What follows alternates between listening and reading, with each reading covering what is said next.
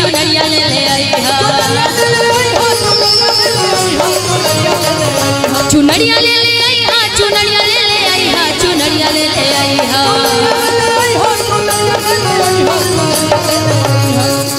चुनरी कहाँ से लाना है? हाँ कहाँ से? छपरा से। अरे इतना अच्छा मुजफ्फरपुर मार्केट है, क्यों छपरा जाओगे भाई? काहे डीजल पेट्रोल इतना महंगा हो गया, क्यों खर्च करना है? 150-200 की चुनरी आएगी, इतने के लिए छपरा जाएगा? बताओ भाई। हे भगवान, हे हरिनाम कृष्ण जगन्नाथम प्रेमानंद, ये क्या हो गया? हे भगवान, चुनरी कहाँ से लाना है? मुजफ्फरपुर ना? तो एक बार हाथ उठाइए, किन किन को चुनरी लाना है मेरे साथ? जिन जिन को चुनरी चाहिए मैया का, हमें भी चाहिए। धीरे धीरे पैसे आ रहे हैं तो मैं चुनरी खरीद लूंगी, क्योंकि ऐसे भी पैसे नहीं है हमारे पास, आज ही मैं आई हूँ इसीलिए। हाथ उठा करके कि चुनरिया ले ले आई हा, चुनरिया ले ले आई हा, चुनरिया ले ले। कहाँ? कि मुजफ्फरपुर से सैया चुनरिया ले ले आई हा, मुजफ्फरपुर से सैया चुनरिया ले ले आई हा। होते सवेरे सैया जइहा बजरिया, हमर बात सैया तू ना भूलइहा, होते सवेरे सैया जइहा बजरिया, हमर बात सैया तू ना भूलइहा, होते सवेरे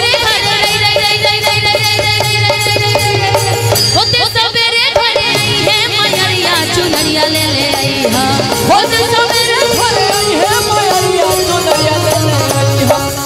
अच्छा ये कन्हौली खादी भंडार मार्केट है या बस ऐसी कैंपस है? मार्केट यहाँ से नजदीक में कौन सा मार्केट है? मोती झील।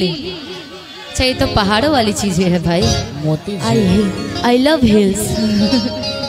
अच्छा मोती झील है बगल में? हाँ अब भाई कमेटी के लोग बोल रहे तो हाँ ही होगा। इधर के लोग जो भाई जो जिनके आसपास में जो बाजारे होगी वो लोग अपना अपना नाम बता रहे हैं। हम पहले चलेंगे कमेटी के तरफ, मोती झील ना, तो मोती झील कमेटी के लोग चलेंगे पक्का। हाथ उठा करके कि चुनरिया ले ले आई हा, चुनरिया ले ले आई हा, चुनरिया ले, कि मोती झील से सैया चुनरिया ले ले आई हा, मोती झील से सैया चुनरिया ले ले आई हा, चुनरिया ले ले आई हा, चुनरिया ले ले आई हा, चुनरिया ले ले आई हा, चुनरिया ले ले आई हा, चुनरिया ले ले आई हा, चुनरिया ले ले आई हा, मुजफ्फरपुर से सैया चुनरिया ले ले आई हा, मुजफ्फरपुर से सैया चुनरिया ले ले आई हा, तब नहीं काहे मैया शायद तोहरा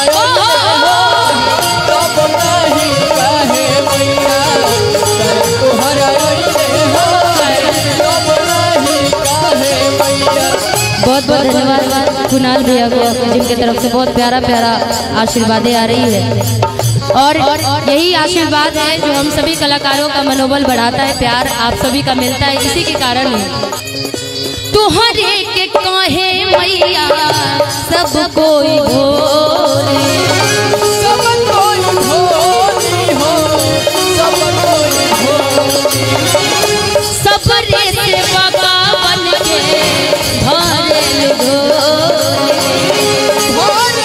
भोली हो,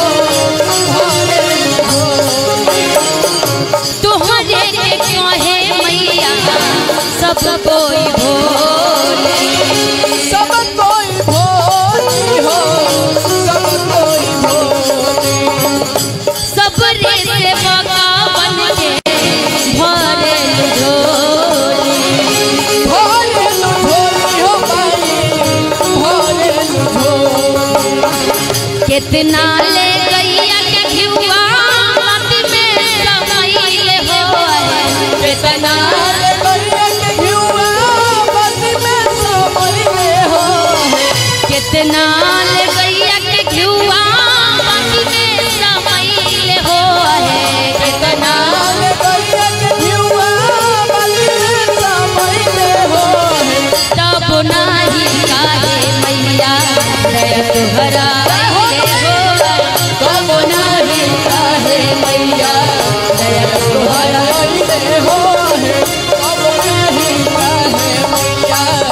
दया तुहर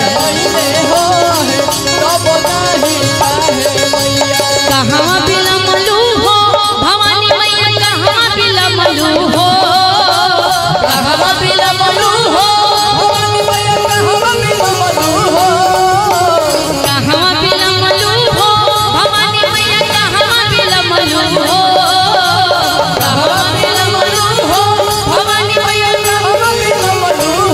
भवानी मैया, भवानी मैया, भवानी मैया सेवा का जो हेला तोहर बाट तू रहिया मैया कहाँ बिलमलू हो, भवानी मैया सेवा का जो हेला तोहर बाट तू रहिया मैया कहाँ बिलमलू हो।